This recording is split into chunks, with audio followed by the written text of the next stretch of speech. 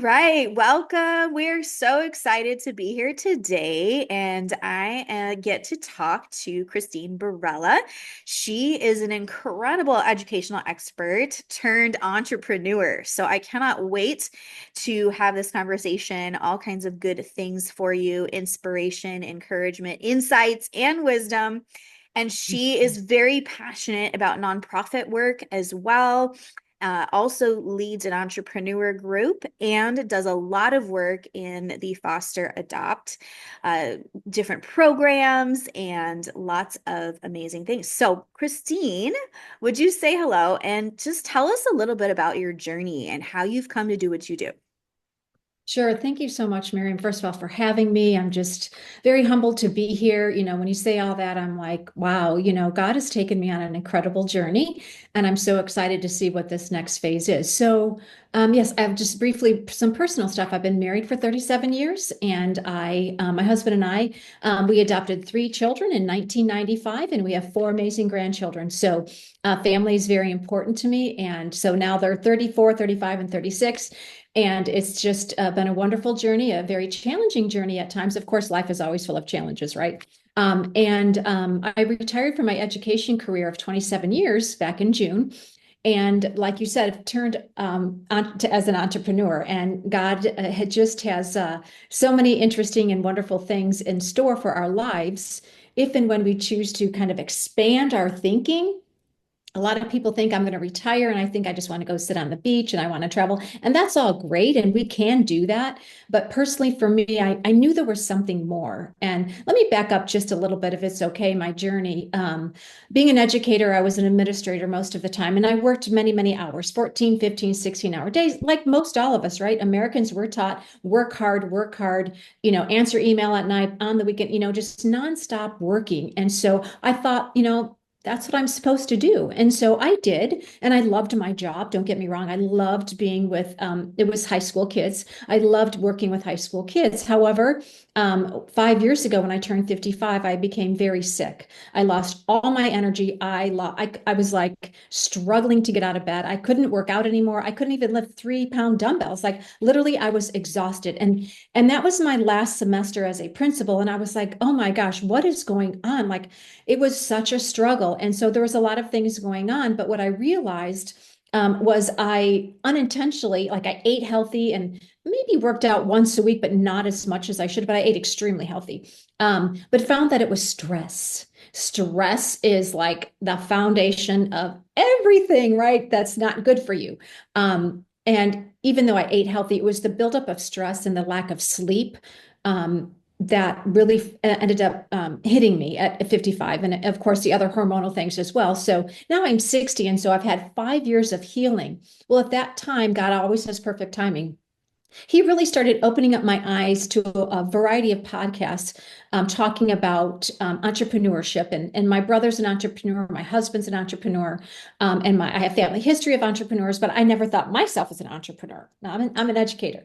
But God had other plans. So he started slowly, as I was healing myself, listening to people like you, Miriam, health practitioners, and talking about how you can become healthy. So long story short, I really dug deep into health and really went to a natural path and really got myself back on track. I had Hashimoto's, adrenal fatigue, food sensitivities, and all that stuff. And my hormones were not in balance. So I had to work through all of that. So I'm like 60 now and I have all this energy. I'm just so thrilled that I was able to start working out again. And so it really is, no one's going to take care of your health but yourself. No one's going to invest in your health but yourself. And I love medical doctors because we need medical doctors for sure. However, what I've learned is unfortunately their training is not always in finding the root cause of something. And so they're really trying to help us, but sometimes it doesn't solve the problem. And so really digging deep side, why is this happening? Why do I have inflammation? And doing lifestyle changes that can help you get better. Because certainly do need our medical doctors for sure. But really the natural path was the way that I wanted to go. Now there's holistic practitioners, Miriam, you do the same thing, we have functional medicine doctors, like other doctors that look at it a different angle because they've been trained to look at it a different angle, right? And so if anyone's out there really struggling, I encourage you to follow Miriam and actually she has Saturday webinars that are amazing, and just really dig deep into what she's sharing, because everything that you share is what I learned before I met you, right? We've known each other for, I think, a couple of years. But everything that you do is truly, truly, I believe in it 100%, because what you share is what I did to heal myself. So anyway, so as I was healing myself, I was still working in the education field, but just really God was placing upon my heart that he wanted me to do more. And my husband and I adopted all three of our children. And so the foster care system and parents who adopted, it's really strong on my heart, because there's unfortunately not enough resources out there to really help families work through all the dynamics of having either a foster child in your home or adopting a child. There's just a lot of dynamics. Even with your own children, there's just a lot that this world throws at us. But me specifically for foster adopt. So I am associated with Foster 360, and they actually help aged out foster care kids. When they're done at 18, the state does have a few programs, but they have to follow certain protocols. So this organization takes kids where they're at, provides them a place to live, provides them housing and intense counseling so they can return to society being very successful individuals, because a lot of trauma has happened along the way, as you can imagine. And so that's near and dear to my heart. And then also just having at our church, I run a foster adopt group where we meet every other week just to bring families together to talk about the different dynamics of being a foster parent or adoptive parent, so that we can learn from each other and provide different tools and strategies and resources to really help families. So that is near and dear to my heart. And so as I was going through, what's next after retirement and education, God just really placed upon my heart that I wanted to try to raise money for all this. So long story short, I fell into an entrepreneurial group through Facebook and then joined that group. And that's where I met you, Miriam. And then the gal that was running it was amazing. She truly was an amazing gal, and I love her dearly. But she decided to step down. And so then I was like, wow, I just got in this group. And so long story short, I told everybody, like, I'll take it over. God said, take it over and just start, leading this. And so then I asked you and a handful of other gals, and I'm like, yeah, I would love for you to do that. So thus I'm on my journey of being an entrepreneur with my organization, Circle and Faith, where we meet once a month in person. And then we have 2 virtual times that we meet so we can continue to connect and inspire one another. I was very fearful. All of this is like so new to me, and really just trusting in the Lord and just stepping out, like, really, what are we fearful of stepping out into our dream or our call? Are we worried about what people are going to think? Are we, so many of us have been, trained to think about what if, instead of saying, that's all that's going to happen, I'm going to go for it, right? Really going for our dreams. And we talk a lot, Miriam, in our group too, about managing our mind and really our mindset. And that really holds a lot of us back. And it was holding me back. And what I learned now is, wow, that really did hold me back, even in my career as an educator, of how much I loved it. I look back now and I go, wow, had I had the same mindset now, I think I would have been even a way better educator, right? But you learn, and then you pour into the next season of your life. And so I'm really excited for this season. I am going to start an inspirational YouTube channel and podcast for really focusing on women over 50. That life is not over. We have so much to offer the world, and that if we can tap into our experiences, what we've gone through, and really grab a hold of it and try to help others. It's just the trickle effect of helping people, because life is not easy. Life is hard, and relationships, with a lot of what happened with the pandemic, a lot of people are struggling to rebuild those relationships.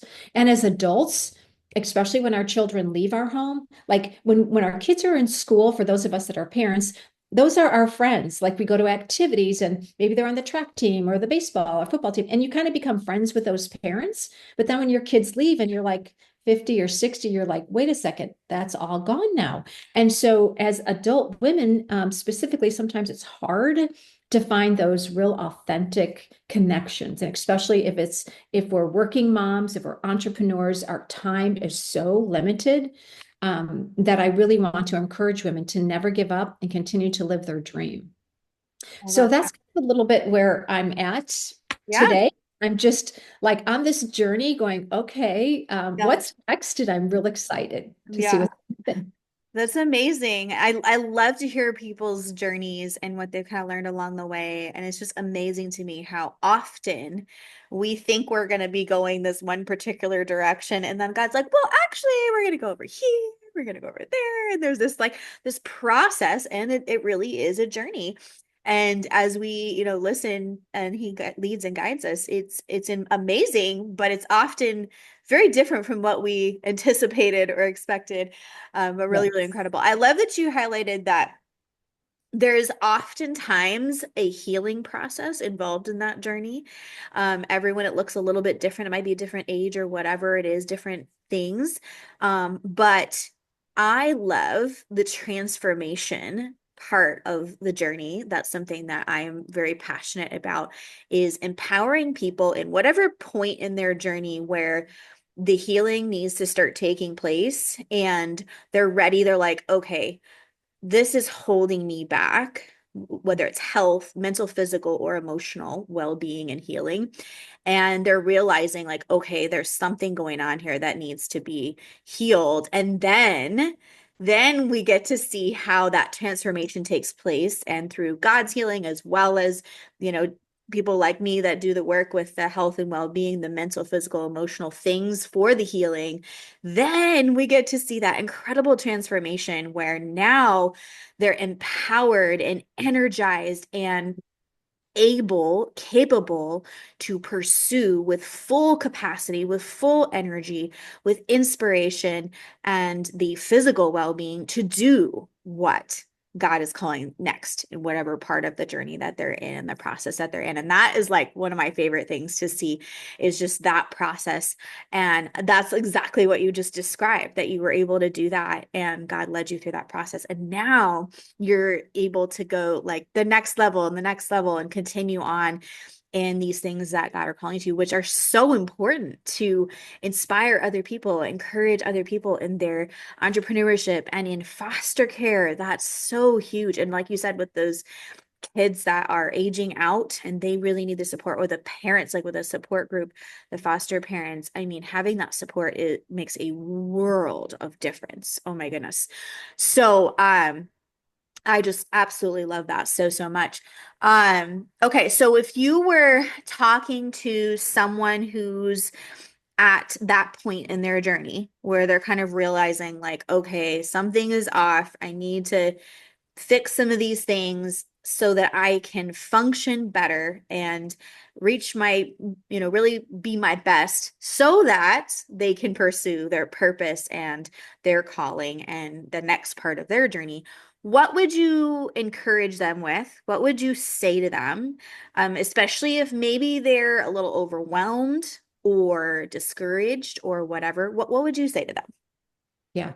So, great question. So, I just want to back up just a little bit because there's something also pretty amazing about my journey with God. And so, I never ever thought in my wildest imagination that I would actually be an assistant principal or principal of a very large comprehensive high school. Like, I started my journey as a teacher for 5 years, and then my husband and I stayed home for 7 years when we adopted our children. And I didn't have aspirations like to be a professional. And I didn't, I just didn't. But then God opened doors for me and basically told me, no, no, this is what I want you to do. So after 7 years, I went right into being an assistant principal. Then after that, right into being a principal. And I never, I just sat with the Lord and I prayed, okay, this is what you want me to do next. And just being open and receptive to that. And then just allowing him, because I thought like when I first had to get on the stage to talk to parents, I was like, oh my gosh, I've got it. Because I'm an introvert. I've got to get on stage and talk. Like when I was a teacher, I taught middle school. I was like, no problem. I love the kids. Like I can talk to kids all day long, right? Get me in front of adults. And then when I did parent night, it was okay. But on the stage, oh my gosh, I thought, Lord, really? You want me to do this? And so I just remember being so nervous and preparing and have my little note cards and everything. And it's just amazing when you step into that fear when God's calling you, that He provides what you need. And so, just from that journey, become an assistant principal. And then, when He called me to be the principal, I will have to say, for 1 month, I just happened to start studying Jonah from Priscilla Shirer. And because I was like, no way, like I don't have the skill set. I cannot. And my best friend was a priest. She goes, yes, you do. I'm like, no, you don't understand. Is really, I was going through that study and God clearly spoke to me. Do you want to be Jonah in the whale? Because Christine, I'm sending you. I'm going to do it for you. And I remember getting up before school because I was a sister principal at the time and in the word every morning. And I was just like, for 1 month, I was like, no, no, no. And finally, I'm like, okay, I have to give in because I don't want to be Jonah in the whale. Like I know God is going to be with me and He wants to bless me that way. And so why am I telling the maker no, right? He knows me. He created me. And so to my point of all of this is we just being really obedient and listening if you're a believer, to be very obedient and just spend that time with God so you can hear His call and He will continue to prompt you. And so you don't want to miss out on the blessings He has for you or that you can bless others, which is, when you bless others, you're blessed, right? Just the giving back and volunteering and all that. That's so good just for your emotional well-being too. Um, but I would say if you are overwhelmed, to just pause. And I know it's so hard, but to really pause and give yourself quiet time to really reflect on where you're at and asking God to come in to guide you where He wants you to go and to be patient with yourself, to love yourself, to not beat yourself up because our mind will play bad tricks on us and make us say all these negative things about ourselves, then we get stuck. And Miriam, you've taught me a lot about that as well. And we have to keep reminding ourselves because if we are believers, we know that there's an evil one out there that doesn't want us to do good work, does not want us to help people, wants us to keep us stuck. And so what you talked about, Miriam, what you do is the mind, body, and soul. And all those three together, like we are unstoppable once we can get all that. And not that we're all going to have it together all the time. It is a work in progress. Like you just don't wake up one day and you have it all together. Like it's like you have to say, I'm going to do this because God created me and I want to be the best version of me that I can be because I want to help others. And when you're in a happy mood, it just fills your home with happiness. When you go to the store and you're smiling, I've had people say, wow, you're smiling. And I'm like, yeah, like, and so just we can bring to the world around us. And so that's the encouragement that I would give people, whether you're a believer, if you're not a believer, still, sit and really focus on what it is that you would like to achieve, right?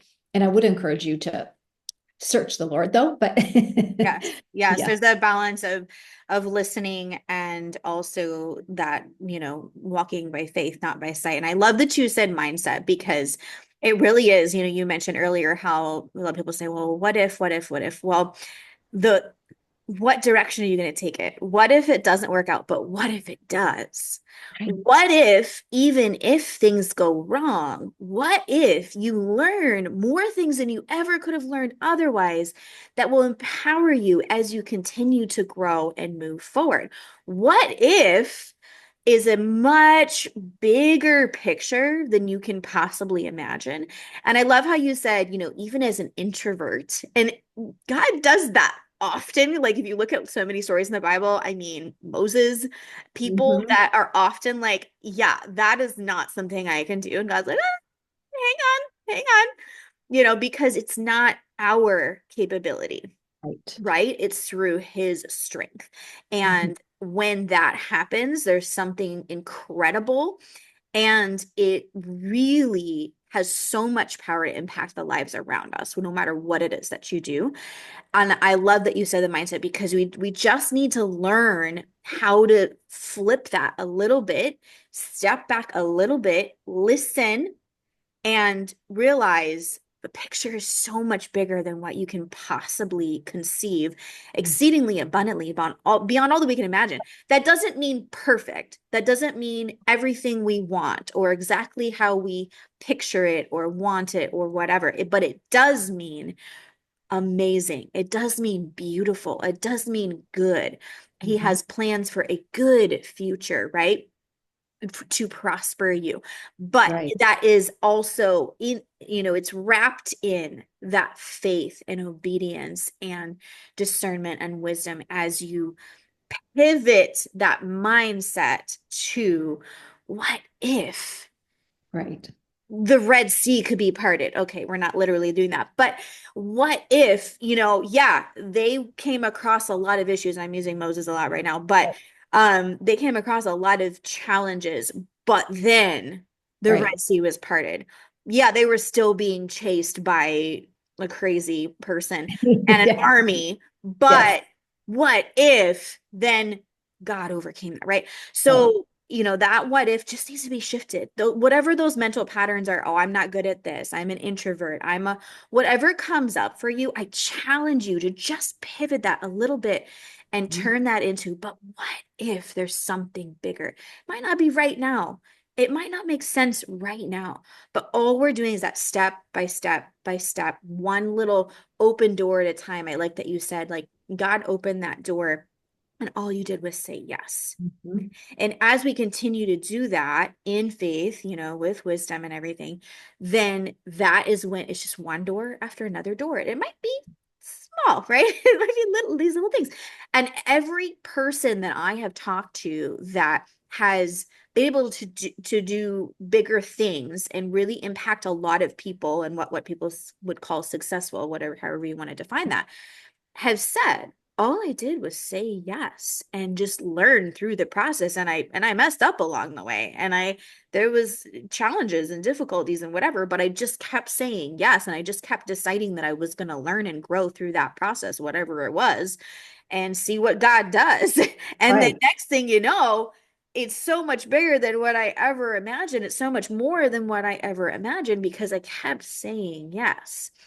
So I love that you shared that because that's really all it is. Right. Little by little. And it's not usually like just all at once, Right, exactly. And I love that you said say yes. That's right. We just have to say yes.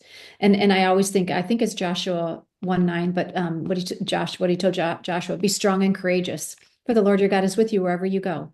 So like you said, if it didn't work out, well, the Lord is still with you. So get up and keep going. Like just he's always there. So I mean, yeah, learn and go forward.